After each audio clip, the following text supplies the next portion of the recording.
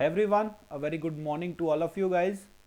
So students, as you know 30 day plan हमारा चल रहा है जेके बैंकिंग एसोसिएट के लिए. उसी को कंटिन्यू करते हुए आज मैं आपके लिए स्पेशल इंग्लिश का एक सेशन लेके आया हूँ, संडे स्पेशल. स्टूडेंट्स, आज का टॉपिक हमारा रहेगा दैट विल बी रीअरेंजमेंट. यहाँ तक इसकी वेटेज की बात करें, 5 नंबर में ये पूछा जाता है रीअरेंजमेंट. मोस्टली 95% पेपर में ये पूछा जाता है. और आप मान के चलिए मल्टीपल शिफ्ट्स में आपका पेपर होना है, तो ये किसी ना किसी लगभग सभी शिफ्ट्स में ये आएगा. ये दो तरीके से पूछा जा सकता है, मैं पहले बता देता हूँ आपको. एक तो आपको सेम सेंटेंस के अंदर 4 पार्ट दे देगा और बोलेगा कि इन पार्ट्स को मिला के एक मीनिंगफुल सेंटेंस आपको बताना है. ठीक है. सेकंड आपसे ये पूछा जा सकता है, आपको 4 से 5 सेंटेंस दे देगा और बोलेगा इन सेंटेंस को मिला के पैराग्राफ बनाओ. तो अगर तो इस तरह से आएगा सिंगल सिंगल सिंगल, तो आपको 5 क्वेश्चंस मिलेंगे इसके इंडिविजुअली एक एक नंबर के.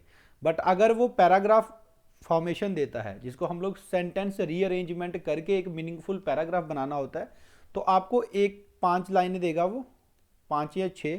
आपने उनको पहले रीअरेंज करना है और उसी के बेसिस पे 5 क्वेश्चंस, उसी के बेसिस पे आपसे 5 क्वेश्चंस पूछेगा वो. ठीक है. तो अगर इस तरह से आए चाहे इस तरह से आए, आप लोग आराम से 2 मिनट में आप इजीली इसको, अगर आपने अच्छी खासी प्रैक्टिस करी हो, तो ये 5 के 5 नंबर आप स्कोर कर सकते हैं. और मैं आपको बता दूं, इंग्लिश में अगर सबसे ज़्यादा बच्चों को प्रॉब्लम आती है तो वो सेंटेंस रीअरेंजमेंट में आती है. जब भी बच्चे पेपर देके बाहर आते हैं, हमारी जब भी बात होती है, जब हम भी पेपर पहले देते थे, तो यही लगता था यार शायद काश मेरा रीअरेंजमेंट ठीक हो जाए, वो 5 नंबर अगर मिल गए तो मुझे पेपर में एक एज मिल जाएगा, एक मेरे को बेनिफिट होगा कि मैं जो है बाकी वाले बच्चों से कॉन्फिडेंट फील करूंगा. ये टॉपिक आपके लिए बहुत इंपॉर्टेंट है, क्योंकि देखो इंग्लिश में आरसी हर बंदा टारगेट कर रहा है, क्लोज टेस्ट हर बंदा टारगेट कर रहा है, ग्रामर भी कहीं ना कहीं पढ़ रहे हैं, बट रीअरेंजमेंट में कहीं ना कहीं बच्चे लैग कर जाते हैं. आज आपको स्मार्ट स्ट्रेटेजी के साथ हम लोग सीखेंगे. बट बिफोर स्टार्टिंग, चैनल अगर अभी तक आपने हमारा सब्सक्राइब नहीं करा है, तो आपको सब पता है कैसे सब्सक्राइब करते हैं, कैसे बेल आइकन दबाना है. और साथ के साथ मोस्ट इंपॉर्टेंट थिंग, आप लोग हमारे से टेलीग्राम पे जरूर ज्वाइन हो जाइए. वहाँ पे आपको नोटिफिकेशंस और हर एक अपडेट वहाँ पे रेगुलरली हम लोग पोस्ट करते रहते हैं. स्टार्ट करते हैं आज के क्वेश्चन नंबर 1 के साथ. आज की जो वैरायटी रखी है वो मैंने रखी है इंडिविजुअल सेंटेंसेस वाली. इस क्वेश्चन में क्या है, rearrange the part of the sentence in correct order and choose the correct option. आपने क्या करना है, ये 4 पार्ट आपको दे रखे हैं, इनको रीअरेंज करना है अगर जरूरत है तो. अगर नहीं है तो आपने ऑप्शन नंबर ई टिक करना है, नो रीअरेंजमेंट रिक्वायर्ड. तो आपने इस क्वेश्चन को सॉल्व करना होता है. तो मैं आपको एक राइट अप्रोच बता देता हूं. स्टूडेंट्स, जो बच्चे अच्छे खासी रीडिंग करते हैं, जिनकी रीडिंग कॉम्प्रिहेंशन काफ़ी अच्छा है, वो चाहे तो बिना ऑप्शन के इसको स्टार्ट कर सकते हैं, बिना ऑप्शंस के स्टार्ट कर सकते हैं, आप लोग फाइंड आउट कर लोगे. लेकिन जो बच्चे थोड़े से अभी मीडियोकर हैं, जो स्टार्टिंग स्टेज में है, वो क्या करें, आप ऑप्शंस का यूज कर सकते हैं. और देखो ऑप्शंस मैच करने में टाइम ज़्यादा नहीं लगता. जैसे मैंने पहला ऑप्शन उठाया बिना क्वेश्चन पढ़े हुए, ये इसको बिना पढ़े हुए मैंने देखा पहले नंबर पे है बी. स्टार्ट कर रहा है मेथड्स टू कंजर्व चीताज. तो ठीक लग रहा है, कोई दिक्कत नहीं है, methods to conserve cheetahs use हो सकता है ना. आगे पढ़ेंगे. अगर yes, methods to conserve cheetahs, इसके बाद क्या दिया उसने, डी चीताज आगे दे रखा है, डी डी पीसफुल से स्टार्ट हो रहा है. तो यहां से देखो आपका ये कनेक्ट करेगा, methods to conserve cheetahs peaceful coexistence with nearby humans. तो ये जो चीताज है ये पीसफुल से कनेक्ट नहीं होगा, ये कोई भी सेंस नहीं बना रहा है. ठीक है. चीताज तो यहां पे चीताज की जगह इस तरह से होता, ये पॉस्ट्रॉफी में देता, तब हम यहां से इसको कनेक्ट कर सकते थे कि चीताज जो है उनकी पीसफुल कोएग्जिस्टेंस की बात हो रही है. बट यहां पे चीताज कैसे यूज हुआ है, एक नाउन की तरह. तो इसके बाद पीसफुल का कोई भी सेंस नहीं बनता, तो हम इसको क्या कर देंगे, ऑप्शन को एलिमिनेट करेंगे. This is the process for elimination of options. Clear. But सबसे पहले आप लोगों ने क्या कर लेना है, चेक कि अगर क्या इसमें रीअरेंजमेंट की जरूरत है भी है या नहीं है. आप लोगों ने सीधे इसको एक बार पढ़ लेना है. Include not only protecting their. Students, you know include से कभी भी कोई सेंटेंस स्टार्ट नहीं हो सकता. These are the keywords. अभी इतना टाइम नहीं है कि डिटेल में एक एक चीज आपको पढ़ाएं, बट इन फ्यूचर जरूर करा देंगे आपको. ठीक है. जितनी जितने से काम हो जाए उतना ही पढ़ाएंगे अभी, है ना। सो इंक्लूड से स्टार्ट नहीं होता, यस इंक्लूडिंग से कोई वर्ड स्टार्ट हो सकता है ना। Including mister Sameer in our team, we got this and this, इस तरह से यूज हो सकता है, इंक्लूड से स्टार्ट नहीं होगा।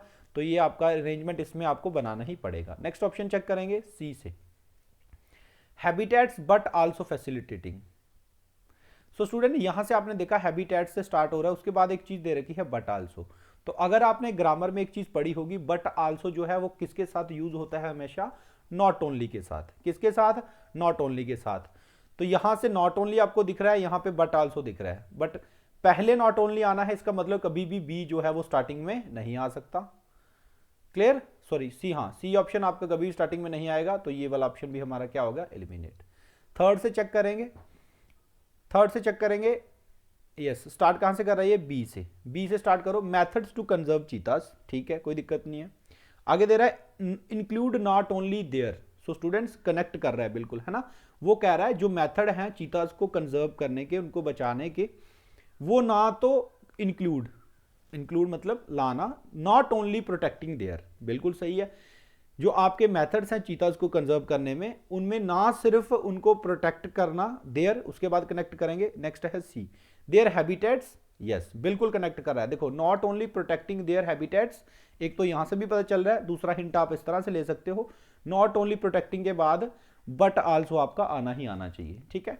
सो क्लियर जा रहा है, protecting there habitats but also facilitating, last option is facilitating peaceful coexistence with nearby humans, तो बिल्कुल करेक्ट है। सो ये आपका मीनिंगफुल सेंटेंस बना रहा है। इस तरह से आप लोगों ने ऑप्शंस एलिमिनेशन की प्रोसेस यूज करनी है जो बच्चे स्टार्टिंग में हैं। आप आराम से भी करोगे ना सारे ऑप्शंस चेक, ज्यादा से ज्यादा इस क्वेश्चन में आपको 40 सेकंड लगेंगे, ठीक है 40 सेकंड। तो ये मैं लेवल थोड़ा सा इनको डिफिकल्ट करके लाया हूं, इससे इजी आ जाते हैं पेपर में generally. Clear, so right answer for this question is option number C. तो हम लोग देख लेते हैं मतलब बनता क्या है पूरे सेंटेंस का। सो सेंटेंस है methods to conserve cheetahs include not only protecting their habitat but also facilitating peaceful coexistence with nearby humans. वो कह रहा है कि चीताज को बचाना के लिए ना सिर्फ हमें उनके हैबिटेट्स को, हैबिटेट मतलब यहाँ पे वो रहते हैं, जैसे जंगल वगैरह वाइल्ड लाइफ सेंचुरीज हम बना रहे हैं, वहाँ पे ऐसे इनको एटमॉस्फेयर प्रोवाइड कर सकते हैं जिसमें वो एग्जिस्ट कर सके, ठीक है ना। उनको सिर्फ उनके लिए हैबिटेट बनाना हमारा मेथड नहीं होना चाहिए कंजर्व करने का, लेकिन साथ के साथ क्या होना चाहिए, उनका पीसफुल को एग्जिस्टेंस। को का मतलब के साथ साथ, ठीक है एग्जिस्ट तो करना ही है, तो एग्जिस्टेंस को एग्जिस्टेंस किनके साथ होनी चाहिए, नियर बाय ह्यूमन, तो ह्यूमन के साथ भी उनकी को एग्जिस्टेंस होनी चाहिए। ऐसा नहीं है कि आप एक हैबिटेट तो उनको प्रोवाइड कर रहे हो, ऊपर से आप जो हंटर्स हैं उनको अलो कर रहे हो कि जाइए आप शिकार करिए, तो फिर वो चीज़ खत्म हो जाती है, ठीक है। So correct answer is option number C. Students I hope ये चीज़ आपको समझ आ रही होगी, ध्यान से समझिएगा, एक एक चीज़ को कनेक्टिंग वर्ड्स ढूंढने की कोशिश करनी होती है। अभी मैं वो भी पढ़ाऊंगा आपको कनेक्टिंग वर्ड्स। तो 2 से 3 सेशन अगर आपको चाहिए होंगे इसके ऊपर तो आप कमेंट बॉक्स में जरूर बताइएगा, तो I will be coming up with दो sessions also. Next question, yes so mock test schedule के हिसाब से हमारे 3 मॉक टेस्ट हो चुके हैं, जिनका एनालिसिस आपको सुमित सर ने करा दिया था कि कितने कितने मार्क्स आपके वहाँ पे होने चाहिए, ठीक है। बाकी आप ध्यान रखा करिए, परसेंटाइल का ध्यान रखना आप लोगों ने, मार्क्स मैटर नहीं करते, पूरा परसेंटाइल अगर आपका 80 या 80 प्लस आ रहा है तो आपका बड़ा अच्छा चांस है पेपर क्वालिफाई करने का, तो और इम्प्रूव करिए। नेक्स्ट जो आपका मॉक 4 है वो आपने 21 दिसंबर को देना है एज पर द शेड्यूल, यानी कि कल, ठीक है। तो आपको पता है ये देना कहाँ से होता है, आपने अली बोर्ड की ऐप पे जाना होता है, वहाँ पे आपको टेस्ट दिखेंगे, उसमें से आपने बैंकिंग एसोसिएट का टेस्ट अगर परचेज करे हैं तो अच्छी बात है, जिन्होंने नहीं करे हैं वो कर लें। करने का फ़ायदा बेटा ये रहता है कि आप अपने कॉम्पिटिटर्स के साथ compete करते हो, जो बच्चे एक्चुअल में वहाँ एग्ज़ाम देने जाएंगे उनके साथ आप compete करके खुद को जज कर सकते हो कि कितनी और मेहनत की ज़रूरत है या फिर मैं कहाँ पे लाई कर रहा हूँ। सो होप मॉक 4 आप लोग दे देंगे, और कोशिश करूँगा इस बार मॉक का एनालिसिस मैं आपके साथ ज़रूर करूँ। Yes, so next question is on your screen. अब आपके दिमाग में आइडिया क्लियर होना चाहिए पेपर में बैठे जब आप बैठो कि यस इस तरह का क्वेश्चन आएगा तो हम कैसे स्टार्ट करेंगे। अगर आपकी अच्छी खासी प्रैक्टिस है तो आप डायरेक्ट एक एक करके उठा के चेक कर सकते हैं, नहीं तो आप सीधे ऑप्शन एलिमिनेशन में जाइए। लास्ट ऑप्शन है आपका नो अरेंजमेंट रिक्वायर्ड, ठीक है NAR, मैंने इसको शॉर्ट फॉर्म में लिख दिया। सो सी से स्टार्ट करने को बोल रहा है ये, सी कहाँ पे है ये, make this modern park a. So student make से कभी भी कोई सेंटेंस स्टार्ट आपने कभी भी नहीं देखा होगा बनता हुआ, तो ये आपका स्टार्टिंग वर्ड है ही नहीं। यस मेकिंग होता है, ठीक है, मेकिंग नाउन बन जाता है तो मेकिंग हो सकता है, बट यहाँ पे क्या है मेक, तो ये पहला ऑप्शन हमारा एलिमिनेट हो गया। इस तरह से आपको पता होना चाहिए हमेशा जब भी कोई सेंटेंस स्टार्ट होता है तो वो इंट्रोडक्टरी वर्ड से स्टार्ट होता है, ऐसे वर्ड्स जो किसी चीज को इंट्रोड्यूस करें, ठीक है।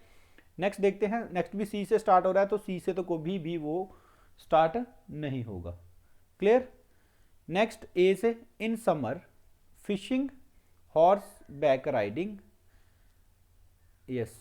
उसके बाद D favourite family vacation spot, तो ये इसको कनेक्ट नहीं कर रहा, लेकिन हमने यहाँ पे एक चीज मिस कर दी, स्किप कर दी। क्या हमने ये नहीं चेक करा, सबसे पहले मैंने बोला था क्या चेक करना आप लोगों ने, कि क्या अरेंजमेंट की जरूरत है भी है या ऑलरेडी ये अरेंज्ड है, ठीक है। तो अब एक प्रोसेस बन गई आपके दिमाग में, जब भी ऐसा क्वेश्चन आए सबसे पहले क्या चेक करना है आपने, कि वेदर रीअरेंजमेंट इज नीडेड और नॉट, कि रीअरेंजमेंट की जरूरत है भी है या नहीं है। क्लियर। यस। सो पढ़ते हैं इसको, in summer fishing horse back riding, तो समर की बात हो रही है, ये कोई गेम्स की बात हो रही है, फिशिंग है इसमें, हॉर्स बैक राइडिंग है, and even a wave pool, और वेव पूल भी गेम है तो कनेक्ट कर रहा है सीधा सीधा। मेक दिस मॉडर्न पार्क, बिल्कुल सही जा रहा है। A favourite family vacation spot, तो ये सीधा का सीधा आपका ऑलरेडी क्या है, इसको अरेंज करने की जरूरत नहीं है। सेंटेंस का मतलब क्या बना, समर के अंदर fishing horse back riding and even a wave pool, ये तीनों के तीनों क्या करते हैं, मेक दिस मॉडर्न पार्क, इस मॉडर्न पार्क को क्या बनाते हैं, एक फेवरेट फैमिली वेकेशन स्पॉट, जहां पे लोग आके अपनी वेकेशंस को एंजॉय कर सकते हैं। नेक्स्ट क्वेश्चन पे मूव करेंगे। Yes. So next question is on your screen. Question is, yes, तो तरीका क्या होना चाहिए, बनाइए अपने दिमाग में एक इमेज बननी चाहिए, ठीक है। अगर प्रैक्टिस करने का यही मतलब होता है, सेशंस लेने का यही मतलब होता है, आपको चीजें क्लियर होनी चाहिए कि कहां से हमें चीजों को स्टार्ट करना है। क्लियर। सो आप लोग ट्राई करिए इसको, मैं आपको 1 मिनट का टाइम दूंगा।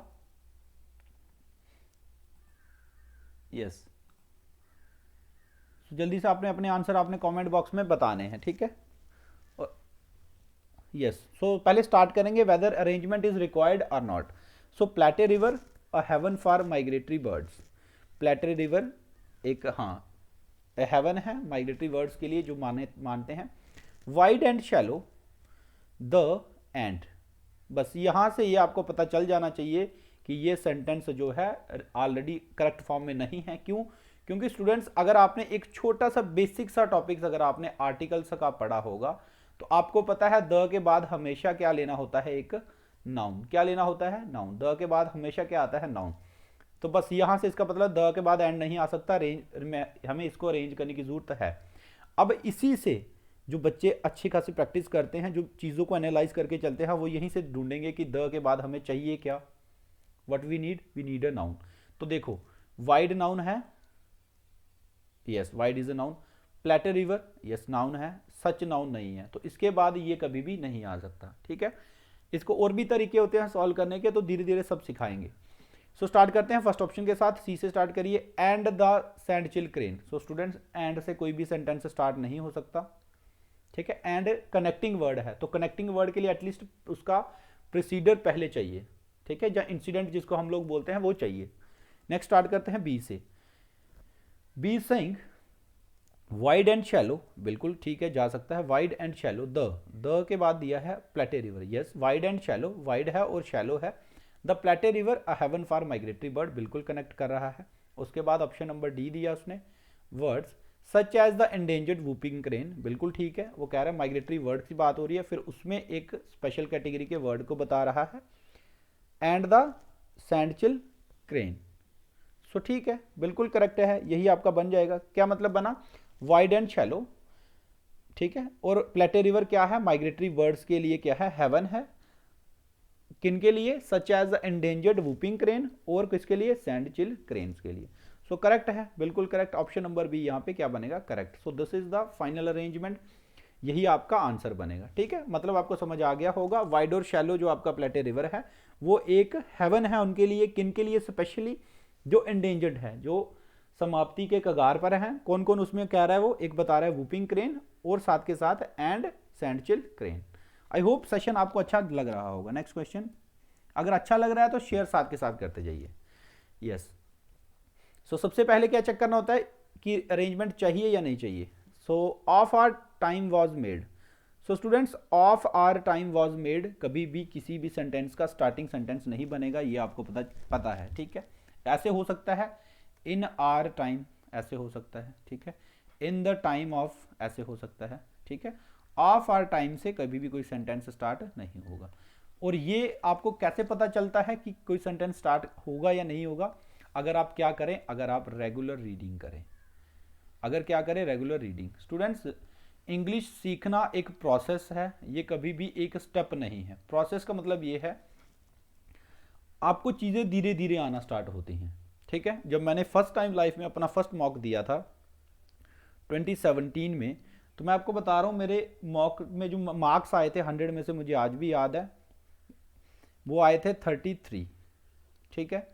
सो अब आप सोच सकते हो कि अगर 33 से अगर मेहनत करके अगर मैं 95 या 97 तक पहुंच पाया हूं, तो उसके लिए एक पूरी प्रोसेस है। वो एक स्टेप नहीं है, 2 दिन का काम नहीं है। तो रीडिंग आपको रेगुलर बेसिस पे करते रहना है। रीडिंग जब भी आपने करनी है, आपने ये चीज़ दिमाग में नहीं रखनी है कि मुझे अपनी इंग्लिश स्ट्रांग करनी है। स्टूडेंट्स, रीडिंग ही सब कुछ है। आपको पता है, चाहे आपका रीजनिंग हो, चाहे मैथ्स हो, चाहे इंग्लिश हो, चाहे जीएस हो, आपको चीज़ों को रीड करके उनका मतलब समझ के आंसर्स करने होते हैं। तो जब भी रीड करो, ये सोचिए उससे आपका जनरल नॉलेज भी स्ट्रांग हो रहा है। मैथमेटिक्स में आपको क्वेश्चन बार बार रीड करने की जरूरत नहीं पड़ेगी, जो आपको पड़ती है, ठीक है। तो रीडिंग का ये फायदा है। रीजनिंग में तो है ही रीडिंग है, बस सब कुछ आंसर भी क्वेश्चन के अंदर होता है, लेकिन एग्जामिनर चाहता है कि आपके अंदर वो कॉम्प्रिहेंडिंग एबिलिटी होनी चाहिए। आप चीज़ों को आपने पढ़ा, उसमें से कितने कंक्लूजन्स निकल सकते हैं, वो सारे आपके दिमाग में स्ट्राइक करने चाहिए। So let's start with the question.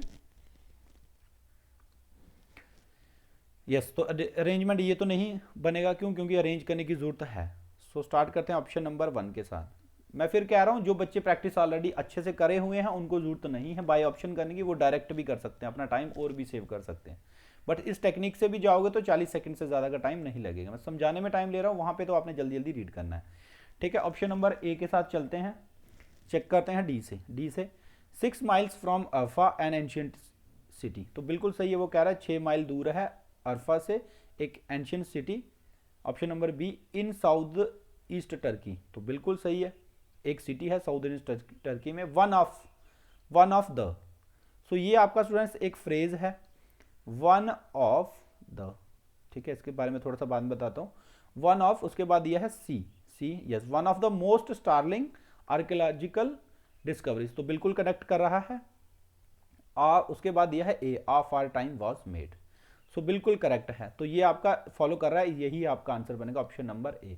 क्यों? क्योंकि बिल्कुल कनेक्ट करता हुआ चल रहा है, बिल्कुल अच्छा, बिल्कुल मीनिंग बना रहा है। तो मतलब समझ लेते हैं, 6 miles from Arfa an ancient city. 6 mile दूर है, 6 माइल्स एक एंशियंट सिटी। कहाँ पे है वो? साउथ ईस्टर्न टर्की में। One of the most startling archaeological discoveries was made, of our time was made. तो 6 माइल दूर अरफा से एक एंशियंट सिटी जो है साउथ ईस्ट टर्की में बनाई गई है। वन ऑफ द मोस्ट मतलब बड़ी सारी में से एक, जो अच्छी खासी है, जो आर्कियोलॉजिकल डिस्कवरीज हैं। स्टार्टलिंग का मतलब होता है अमेजिंग, ठीक है। ऑफ आर टाइम वाज, तो वो बनाई गई है। So this is the way to solve. यहाँ पे ये फ्रेज मैं आपको बताना चाहता था। कोशिश करूंगा एक आपके लिए एरर डिटेक्शन की क्लास लेके आऊँ, जिसमें आपको वो कॉन्सेप्ट मैं सिखाऊं, वो कॉम्बिनेशन सिखाऊं, जैसे हमने एक आज यूज़ करा था, नॉट ओनली बट ऑल्सो। इस तरह के क्वेश्चन एरर में आ जाते हैं। ईदर के केसेस क्या होते हैं, ठीक है। तो अगर ऐसे सेशंस आपको चाहिए होंगे तो आप कमेंट बॉक्स में ज़रूर बता देना। सो मैं कोशिश करूंगा अपने टाइम में से कुछ टाइम इसको भी डिवोट करें, ठीक है। बाकी रीजनिंग मैथ्स तो आपका चलेगा ही चलेगा। वन ऑफ द के बाद आप लोगों ने याद रखना है हमेशा क्या यूज़ होता है। आपके जो भी यूज़ होगा, एक तो मोस्ट होगा ही होगा, क्योंकि one of the most maximum cases, क्योंकि ये आपका कंपैरिजन के लिए यूज होता है, और कंपैरिजन हमेशा प्लूरल चीज़ों का किया जा सकता है। यहाँ पे एक बड़ी अच्छी चीज़ यहाँ से आपने नोट करनी थी, यहाँ पे ये नाउन यूज हुआ है डिस्कवरीज, ठीक है। तो ये प्लूरल फॉर्म में क्यों यूज हुआ? क्यों? क्योंकि वन ऑफ द के साथ जब भी कोई नाउन आता है वो किस फॉर्म में आता है? आपका प्लूरल फॉर्म में। क्लियर? तो ऐसे बड़े सारे रूल्स हैं ग्रामर के, आई होप आपको आते होंगे। नहीं आते हैं तो एक बार कमेंट्स बॉक्स में ज़रूर बताइएगा क्योंकि इनसे ही आपके जो इंग्लिश का स्कोर है वो 22+ जा सकता है।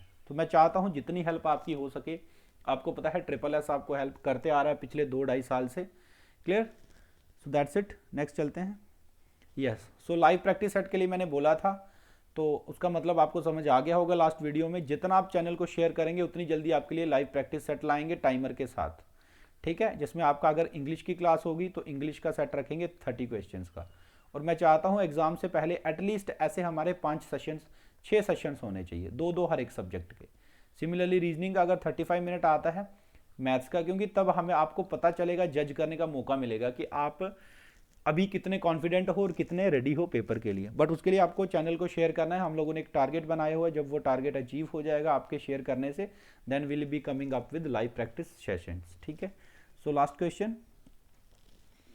Yes, so on the day I visited, सबसे पहले याद रखना, आज के बाद दिमाग में पैटर्न छप जाना चाहिए कि अगर सिंगल सेंटेंस में 4 पार्ट्स में या 5 पार्ट्स में उसको डिवाइड करा गया है, तो सबसे पहले आपने चेक करना है कि क्या अरेंजमेंट की जरूरत है या नहीं है।